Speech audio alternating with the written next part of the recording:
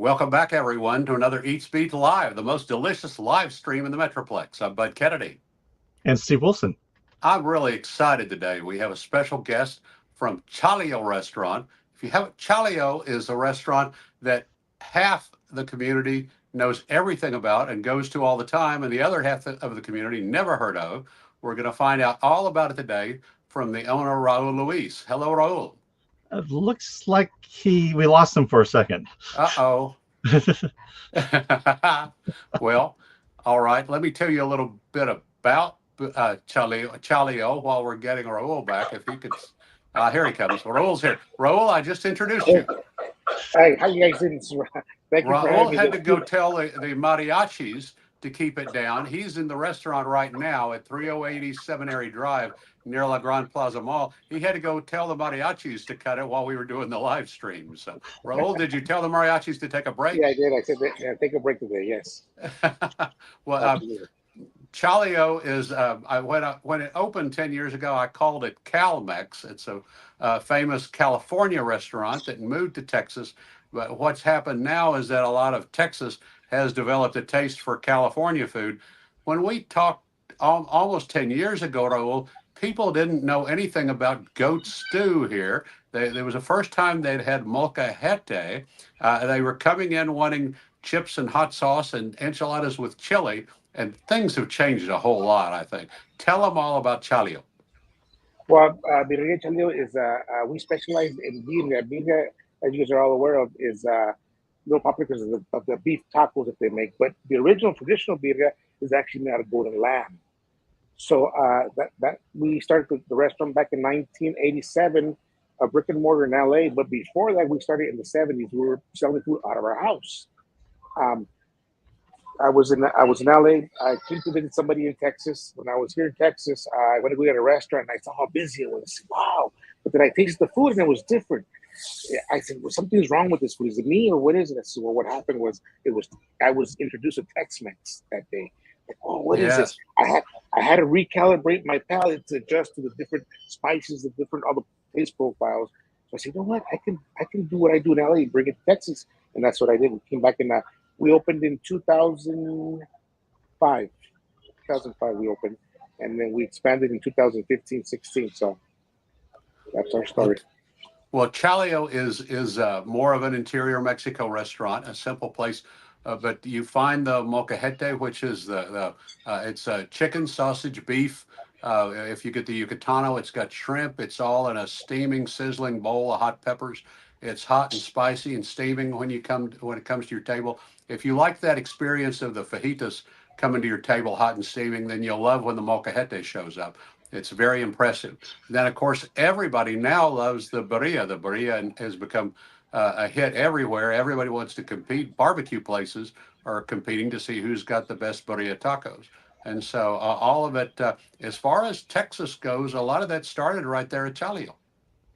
Yeah. So we actually there's a documentary out there. It's called the Birria Chronicles, where it chronicles, and we're being credited for being one of the first in LA and possibly the United States to bring in birria into the U.S. So it's a pretty good documentary. It tells us how we started our story and how we evolved. But yeah, it's getting very popular now. Before it was unheard of. People didn't know what it was. They were having a hard time pronouncing the name. Now people are asking for it by name. And I was in a hotel in San Antonio, and I picked up a menu at a hotel, and I saw birria on the menu. I started smirking. I go, "Wow, it's come a long way. It's come a Well, long way." I had Anthony Bourdain ever had it before he had it at your restaurant? No, that's what I was talking to someone about that. And they asked me about Anthony Bourdain. I said, you know what? He had the foresight to see stuff, not just the food play itself, but what it meant to the group. It's a very rich in cultural historical value the birria is because that dish was only traditionally eaten during special once in a lifetime events, baptisms, quinceañeras, weddings. So he went out there back in I think it was in the early 2000s when he was with the Travel Channel and no reservations. He came out there and he had the birria tried out. He saw something there before. I guess most people do.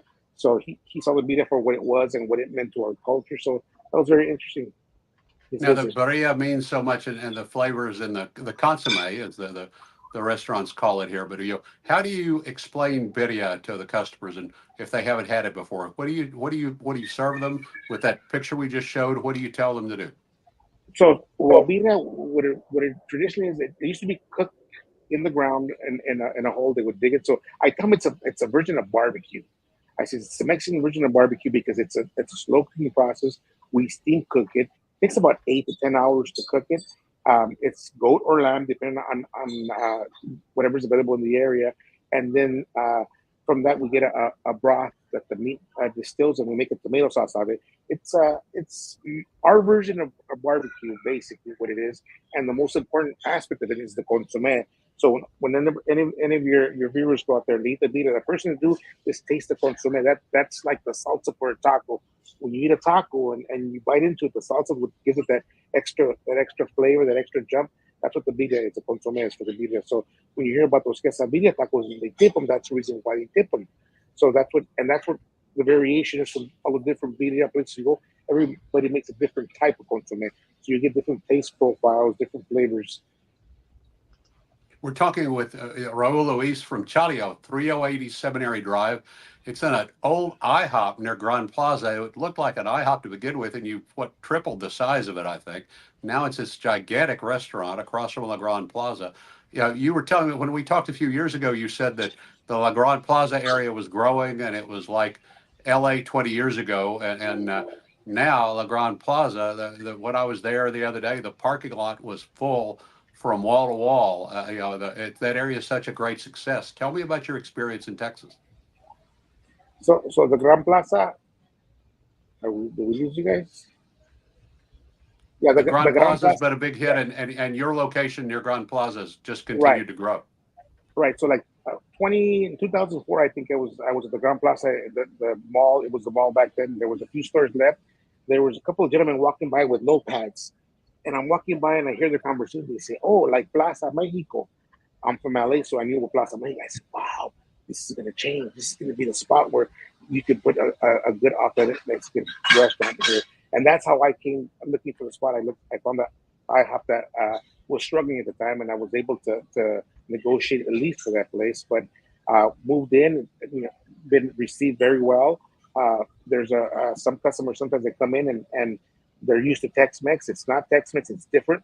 We're going to help you recalibrate your palate because it's going to take some recalibration out of you to get used to these foods that come originally from LA. But in LA, there's a melting pot of different people from different regions of not only Mexico but other Latin countries, and we're fortunate enough to have all these workers come in for us, work for us, and teach us their way of cooking. And then we kind of fused it all together and created our dish. And I think that's what Cal Mex is. It's a fusion of all the different states of Mexico and other Latin countries there, and they come and they start cooking stuff, and it's real simple. I tell people the story that one of my cooks one time, while they're cooking, they cook food for themselves, and we walk over and say, "What is that?" And then you see what they do. You see the spices, and then you create a dish. So what we do, for example, on a few of our dishes, we give homage to the state they're from. There's a Michoacana, which is the green chili. A lady from Michoacana was making the green chili, and she added egg. I said, "Wow, what is that?" That was really good. That was like one of the. And you ever come to Chalio?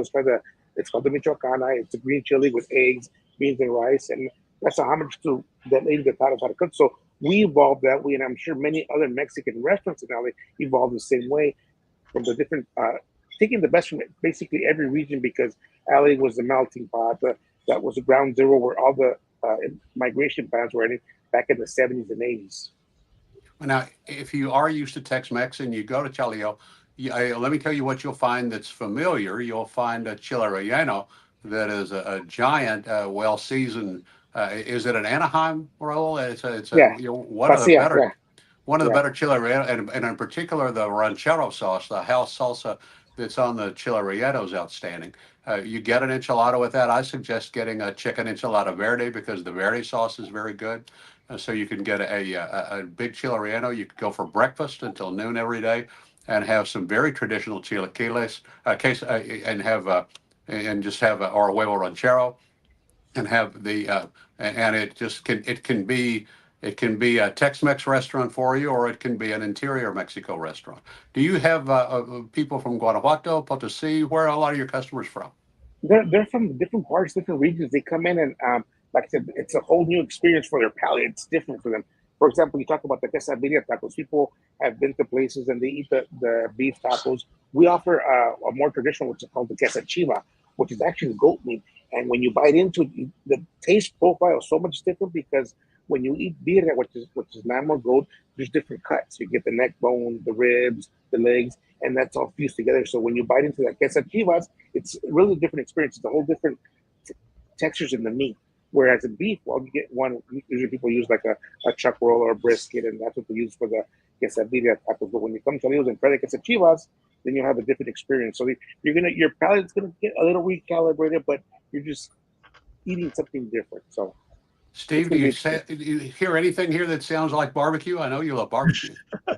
Well, I was mentioning to Raul earlier that's kind of where I started because I like barbecue, and that's where I started seeing a lot of the Birria stuff was at some of the barbecue restaurants. But now, if I'm coming there, and yeah, I'm basically used to Tex-Mex, and I want to immerse myself in the Cal-Mex kind of uh, vibe, what would you suggest be the best thing for me to start with? then, since you're a beef guy, a brisket, you would do there's a combination plate we have that which is the quesadilla and quesachiva. So you're gonna get a little bit of the beef and you get the broth. And when you say barbecue, the reason why I call birria barbecue is because we try to simulate how it was cooked before, and it was cooked underground for 8-10 hours, wood smoke. It's kind of the same process. Unfortunately, we can't cook it underground anymore, so we slow steam it, slow cook it. That's probably be your best bet, just to have you transition into the more Mexican, more the heavier spices. So that'll be your first. I would say that's the first step for most people to try the beef with the chivo mix, and that'll get you going for the next time you come in. Okay, that sounds good. I'll give that a try. Steve, I would just tell you go ahead and get the molcajete. You'll love it. It's like Mhm. it's and if you love hot and spicy, I mean, just everything about the molcajete will be something you really like. I was telling you about one of the desserts that I had that was something I haven't seen in other restaurants here. We see a lot of the flan and tres leches and all that, but I'd never seen hedicaya. Yeah, jericaya is original. It's from Guadalajara, from Jalisco. That's where the dessert is primarily where you can find it in Mexico. Um, in Mexico, in Jalisco, Guadalajara is known for birria. That's their staple. So if you ask where birria is from, they're going to tell you Jalisco, Jalisco. So that's where that dish comes. So it complements the birria. It's one of the desserts where you can find basically any restaurant in Guadalajara. Along with that, have you guys ever heard of a drink called tepache? Tepache is like a pineapple, fermented pineapple, Okay. and it. I just found it here. They sell it now, and somebody bottles it. So we're trying to sell it, but people don't know what it is. But it's really good for you, and it helps you in the digestive system. So when you eat birria, which is a very strong meat, you drink that, and it should make it soothe the stomach, so to speak. Something else that people have learned about the Calmex is I don't think anybody here knew what a wet burrito was. So talk about the burritos and the wet and dry burritos. So sometimes the burritos can get very, very dry, as you just mentioned. But when you put in a wet burrito, it gives it that extra kind of like a cheese. I can think of like people want queso on their enchiladas. That's what gives it the flavor. In fact, we wet it with the green sauce, which is our signature chile verde, which we happen to win awards when we're in LA. We won several awards by the LA Times, where it's the best chile verde. So you get that sauce on top of the chile. It's like a and I'm it's not the right wording, but it's like a gravy, so to speak, and it enhances the flavor of the burrito, takes it to a different level, I think. I noticed too the chicken enchilada that I had was made with a nice stewed chicken breast. It was a really nice quality chicken too. Hmm. You were going to tell us another story about a dish. It was the origin of I can't think what it was. Okay, so in 2005 when I went to business school, they always one of the things that the professors there told me was that you don't have to reinvent the wheel. All you have to do is reintroduce it into a new market. So in the 1990s, I was in LA, and there was a restaurant there called El Chimisal. They were being credited by restaurateurs, people who we get sit together and we talk. And we said, who invented XYZ? Because it's kind of hard to find the origins. So we all agreed that El Chimisal in Huntington Park, California, was the first restaurant to bring El Molcajete from Mexico to the U.S. So when they brought it, it was a huge fan. Just think of the fajita, sizzling fajita, But the molcajete is a little more for us. It's a little more special because when you walk into anybody's house, everybody has a molcajete. You make sauces. Your grandma and aunt starts grinding stuff. It's even older than that because that molcajete, a pesto rock, was used to grind corn as well. Yeah, for So people, the molcajete, we would call it a mortar and pestle. You would think of it as a right, mortar and pestle, but the right. molcajete is whatever. It's where it all happens, and then So you, the molcajete is the bowl.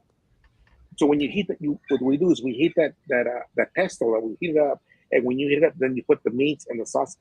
Um, we all think, it gives it a different flavor as opposed You to like an iron skillet. You've expanded your hours at Chalio now. I see you're open at 8 a.m. till, and you have breakfast till noon every day, and you're open every night until 11 o'clock. That is an hour later than almost any of the other Tex-Mex restaurants that I know of. And so you can go there after a show, after a movie, after going to a club. You can go and have dinner late at night at Chalio. Yes, that was one of the reasons why we opened up. I was out sometimes, and I would try to go eat somewhere. Everything was closed. I said, "Wow, the only thing that was open was Whataburger or the fast food joints." So I said, "No, no, I gotta. I'm gonna try this out for the summer. We're gonna open up, and we've had great success doing so. Opening a little later, getting more foot traffic. Do you plan to open any more Chalio locations in Texas? Actually, we are. We're actually looking now. We're looking to expand over into the Dallas area, maybe northern Fort Worth, up towards Keller area, up in that area. Wow. Um, there's we have now the family is growing, so we have more options. In fact, that's one of the reasons why I went to the food show. They had a special seminar on growing your business, how to grow the business, how to scale up without compromising. Um, that's what happens when you grow too fast and you lose the consistency with the food. And we want to make sure that we got all our I's and T's crossed there. I thought and T's crossed. Raul Luis from Chalio is our guest, across from La Gran Plaza Mall, 3080 Seminary Drive. Steve, any other questions? What other desserts do we have here? Yeah, besides Oh, Hezekiah, tell him about the other desserts. so we make all the desserts in house. We do the jericaya, which is what Bud said. That's a little different. We do a gelatina, which is gelatin, and it's a carrot. We put carrots, pineapples. That's really good. It's different. It's a little lighter on the lighter side. We do a choco flan, which you can find in most places. We do a churro cheesecake. You guys like the New York style cheesecake? We take the New York style cheesecake and we put churro on top to give it that fusion of that, what you're used to eating at the ballparks with the churro sticks. So that's really good. We have what else? We have chocolate flan. We have a red velvet cheesecake. Um, yeah, those are pretty much all of the main desserts we have. But we all make them. They're all made in house. So I saw the red yeah, velvet cheesecake when I was there. It looked good too. And it's all in a counter by the door. So if you didn't have dessert at the table, you can go ahead and grab one on the way out the door. Go ahead and let temptation overtake you and grab yeah. one on the way out the door. You've really grown this restaurant so much. You have just the one location in LA. If anybody's watching this who goes to LA, what's the address of the restaurant in LA? So we have four locations in LA. Four That's where we locations. started off. Yeah, they're in the greater in about 5 minutes from downtown East Los Angeles in the city of Whittier. That's where you'll find them. That's what we're known for. In fact, and other birrias there too. I don't know if you guys, I mentioned earlier, we have a show that we created that we introduced different birria restaurants that sell birria de chivo, not the beef, the chivo, and it's called Birria World. So I go into other restaurants and I introduce you to the cooking techniques because people want to know how is it made, what's the difference, and it's interesting because every birria tastes different, and people ask why doesn't his or her or their birria taste different? And I have after talking to all these people, it was basically because of where they're located. They didn't have access to certain aromatic spices, certain cooking tools, so they all changed their technique. So if you guys go to Birria World, you'll see the different restaurants that have been in business for 30, 40, something 50 years. And they go over how they make the birria. It's really interesting if now that birria is real popular, and if you decide you might want to make it at home, take a look at it. It might help you out in your cooking processes. I think my own experience in LA, I'd gone to El Cholo on a trip there. I think Right. an incredibly old restaurant where I'd gone. So next time I'm out on Atlantic, I'll try to go by and see what the California original Chalio looks like. Earl, Yes. thank you for bringing Cal-Mex to Texas. And it looks to me like Texans really like it. And everyone seems to like Chalio and what you're doing around the La Grande Plaza area in Fort Worth. 308 Seminary Drive. Chalio restaurant is open until 11 o'clock every night, breakfast until noon. You won't believe the crowds. It's a busy, big, popular place, and it's something that a lot of Texans don't even know about. Steve, any other questions? No, I think that's it. Okay, well, thank you, Raul. Until Thank you, next bud. time, until on Eat Speak Live, I'm Bud Kennedy.